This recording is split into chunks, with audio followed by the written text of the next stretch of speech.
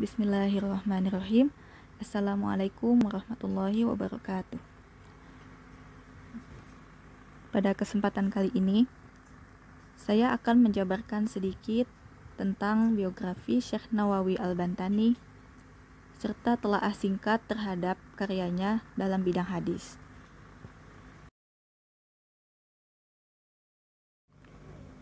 Nama lengkap Syekh Nawawi Al-Bantani yaitu Abu Abdul Muti Muhammad Nawawi Ibnu Umar At-Tanari Al-Jawi Al-Bantani.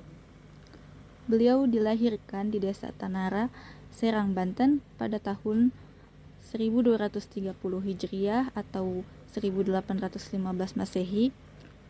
Ia meninggal dunia pada tanggal 25 Syawal 1314 Hijriah atau 1830 Masehi dalam usianya yang ke-84 tahun.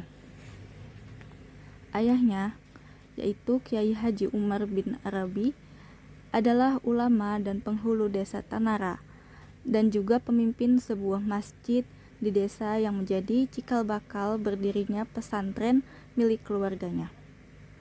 Ibunya bernama Nyai Zubaidah, yaitu seorang wanita solehah dan taat beragama.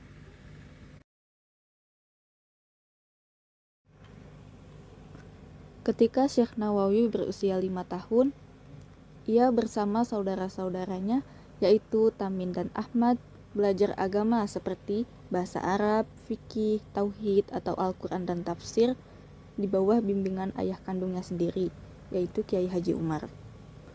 Ketika berumur 8 tahun, dimulailah pengembaraannya untuk mencari ilmu.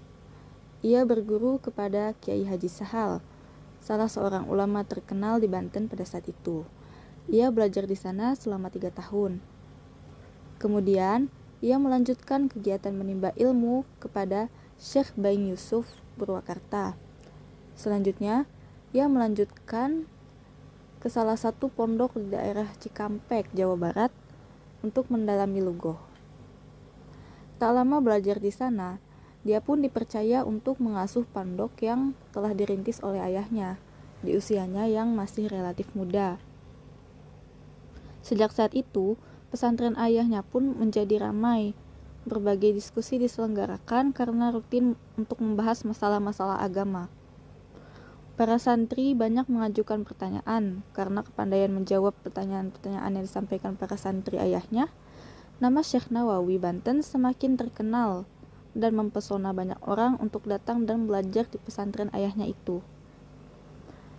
Ketika ayahnya meninggal dunia, ia menggantikan posisinya sebagai pemimpin pesantren, meskipun pada saat itu usianya masih 13 tahun.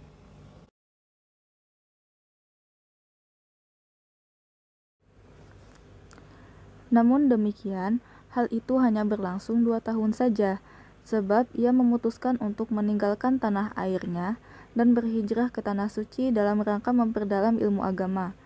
Sambil melaksanakan ibadah haji, ia menuntut ilmu selama 3 tahun dan belajar kepada guru kenamaan di Haramain seperti Sayyid Ahmad An-Nahrawi, Sayyid Ahmad Ad-Dimyati, Sayyid Ahmad Zaini Dahlan di Mekah, serta Syekh Muhammad Khatib Al-Hanbali di Madinah. Sejumlah peneliti menjelaskan maksud dan alasan kepergiannya ke Haramain untuk pertama kalinya. Alasan yang pertama yaitu beliau ingin melaksanakan ibadah haji. Bagi umat Islam saat itu, haji tidak sekedar untuk berdimensi ibadah semata, akan tetapi merupakan kongres akbar umat Islam seluruh dunia. Nah, dari kongres akbar ini, spirit pembaruan pemahaman terhadap Islam dan kesadaran akan pentingnya persatuan Islam di seluruh dunia menggema dan menyeruak ke seluruh negeri Muslim yang kala itu hampir seluruhnya terjajah. Dan dari sini menggeloralah semangat perlawanan untuk mencapai kemerdekaan. Alasan yang kedua yaitu untuk menuntut ilmu agama Islam. Perjalanan haji saat itu membutuhkan waktu berbulan-bulan sampai 6 bulan lamanya. Syekh Nawawi Al-Bantani memanfaatkan perjalanan ini untuk menuntut ilmu. Karena baginya, menuntut ilmu adalah suatu kewajiban bagi setiap muslim. Ia memandang usaha menuntut ilmu sebagai jihad fi sabilillah. Jika seseorang gugur waktu mencari ilmu, ia dianggap mati syahid. Doktrin inilah yang membentuk tradisi para santri untuk pergi mengembara dari pesantren satu ke pesantren lainnya dalam rangka memperluas cakrawala pengetahuan tentang Islam.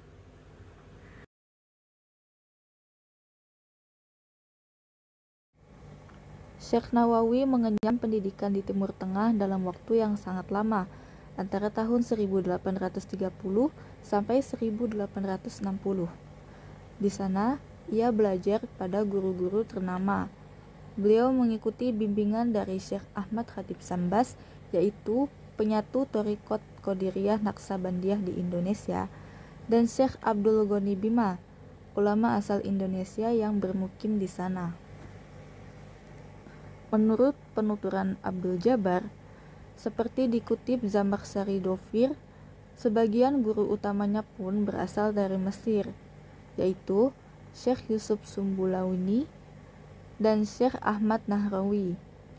Sri Mulyati menyebut kedua orang guru berkebangsaan Mesir inilah guru sebenarnya dari Syekh Nawawi Al-Bantani, selain Abdul Hamid Dagestani. Sebelum ke Timur Tengah, ia berguru ke beberapa pesantren di Jawa Barat sampai kurang lebih 9 tahun lamanya. Jadi, ia menghabiskan waktu sekitar 39 tahun untuk menuntut ilmu. Masa studi yang begitu panjang menjadikannya seorang alim yang terkemuka. Ia menguasai sebagian besar cabang ilmu keislaman.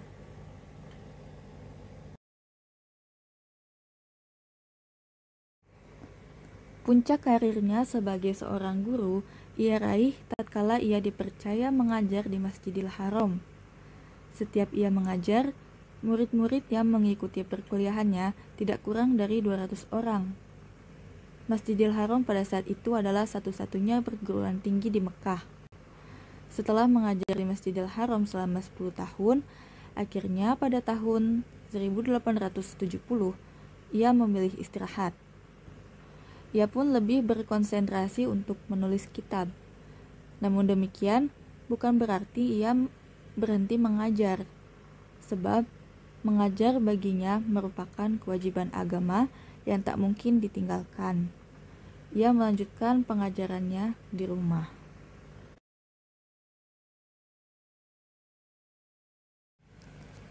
Selanjutnya, murid-murid Syekh Nawawi yang menjadi ulama diantaranya yaitu ada Syekh Muhammad Mahfuz At-Tarmasi, Syekh Arsyad Tawil Al-Bantani, Syekh Abu Faid Abdus Sattar bin Abdul Wahab Ad-Dahlawi, Sayyid Ali bin Ali Al-Habsi, Syekh Muhammad Zainuddin bin Badawi Al-Sumbawi, Syekh Abdul Qadir bin Mustafa Al-Fatoni, Syekh Abdul Haq bin Abdul Hanan Al-Bantani, Kiai Haji Ahmad Dahlan, Kiai Haji Hasan Genggong.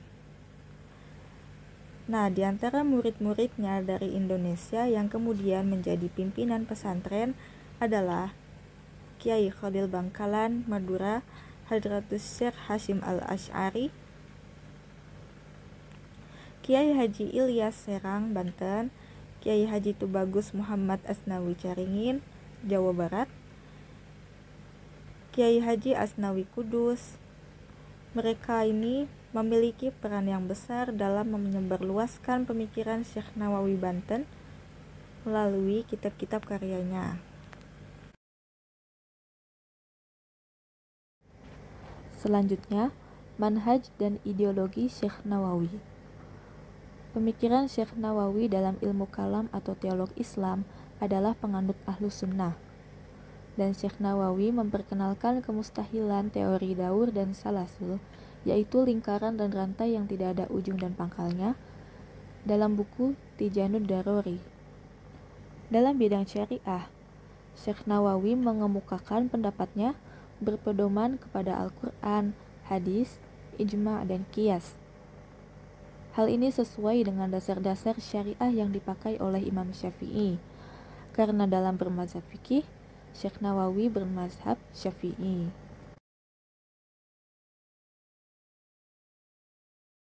Berikut ini adalah hasil karya Syekh Nawawi dalam bidang tafsir, yaitu Tafsir Munir Lima Alim Al-Tanzil, atau yang lebih dikenali juga dengan nama Tafsir Marah Labib di Kasf Makna Al-Quran Majid. Adapun dalam bidang hadis, yaitu Kitab Tanqih Al-Qaul, Syarah Kitab Lubab Al-Hadis karya Imam As-Suyuti, Nasoihul Ibad fi Bayan Al-Faz Munabbihat alal Isti'adad Liyaumil Ma'ad. Dalam bidang tauhid, yaitu Fathul Majid, Syarah Kitab Ad-Dur Al-Farid li At-Tauhid, Tijanud Daruri, Syarah Risalat fi At-Tauhid karya Al-Bajuri.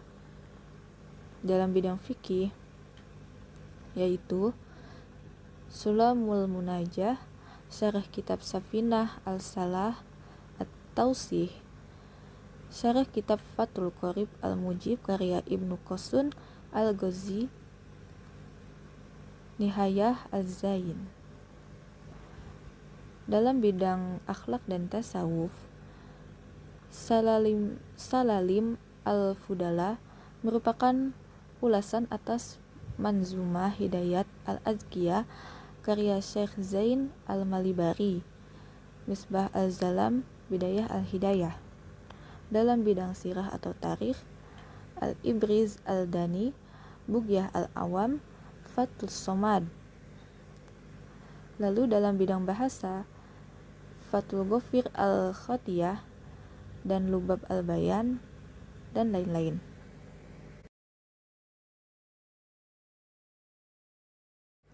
Selanjutnya, pandangan ulama terhadap Syekh Nawawi Al-Bantani. Profesor Dr. Hamka menyebut bahwa Syekh Nawawi merupakan tokoh ulama besar di awal abad ke-19 atau di penghujung abad ke-13 atau awal abad ke-14 Hijriyah. Umur Syekh Nawawi banyak dihabiskan untuk mengarang kitab-kitab yang sangat berguna bagi bangsanya, terutama orang Jawa, Sunda, dan Banten. Kiai Haji Dr. Idam Khalid pernah memuji Syekh Nawawi dengan menyatakan, karangan Syekh Nawawi mencangkup seluruh bidang ilmu yang sangat diperlukan oleh umat Islam Indonesia. Kitab-kitabnya telah tersebar luas di benua Asia, Timur Tengah. Oleh karena itu, menurut Idam Khalid, Syekh Nawawi sepatutnya dapat gelar pujangga dunia. Selanjutnya, peranan Syekh Nawawi di bidang hadis. Syekh Nawawi sangat giat dalam menulis buku. Ia termasuk penulis yang produktif dalam melahirkan kitab-kitab mengenai berbagai persoalan agama.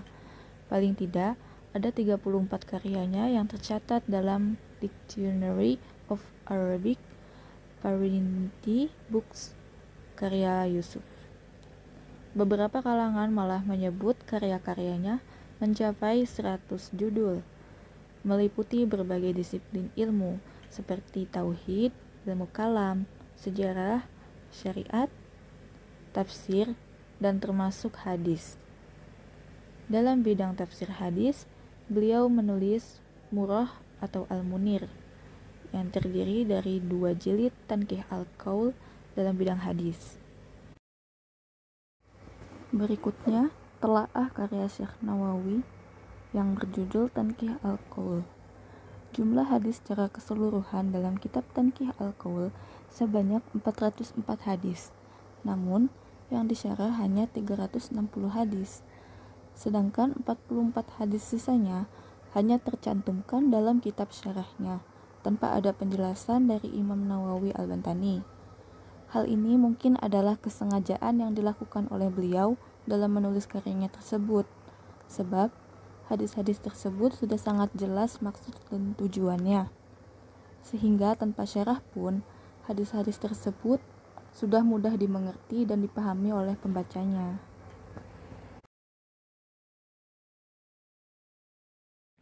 Metode yang digunakan Syekh Nawawi Al-Bantani dalam mensyarah kitab Tanqih Al-Qaul yaitu menggunakan metode ijmali, yakni pensyarahan atau pengkajian hadis dengan mengemukakan makna-makna hadis secara global dari satu kitab hadis berdasarkan urutannya.